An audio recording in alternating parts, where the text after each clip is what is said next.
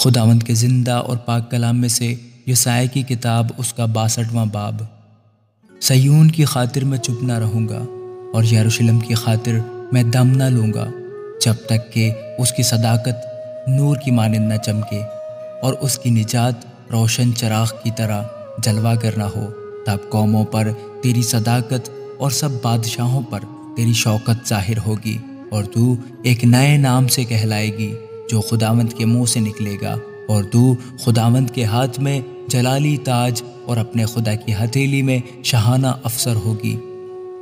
تو آگے کو متروکہ نہ کہلائے گی،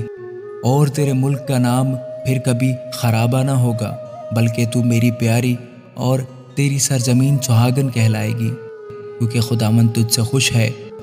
اور تیری زمین خاوند والی ہوگی، کیونکہ جس طرح جوان مرد کنواری عورت کو بیاہ لاتا ہے، اسی طرح تیرے بیٹے تجھے بیاہ لیں گے، اور جس طرح دلہا دلہن میں راحت پاتا ہے، اسی طرح تیرا خدا تجھ میں مسرور ہوگا۔ اے یروشلم، میں نے تیری دیواروں پر نگہبان مقرر کیے، وہ دن رات کبھی خاموش نہ ہوں گے۔ اے خداوند کا ذکر کرنے والو، خاموش نہ ہو، اور جب تک وہ یروشلم کو قائم کر کے روئے زمین پر محمود نہ بنائے، اسے آرام نہ لینے دو۔ خداوند نے اپنے دہنے ہاتھ اور اپنے قوی بازو کی قسم کھائی ہے کہ یقیناً میں آگے کو تیرا غلہ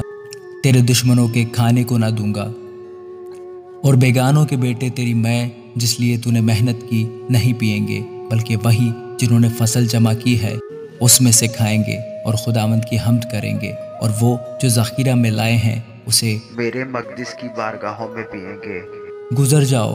پھاٹکوں میں سے گزر جاؤ، لوگوں کے لیے راہ درست کرو، اور شاہراہ اونچی اور بلند کرو، پتھر چن کر صاف کر دو، لوگوں کے لیے جھنڈا کھڑا کرو۔ دیکھ، خداوند نے انتہائی زمین تک اعلان کر دیا ہے، دختر صیون سے کہو، دیکھ تیرا نجات دینے والا آتا ہے، دیکھ اس کا اجر اس کے ساتھ اور اس کا کام اس کے سامنے ہے،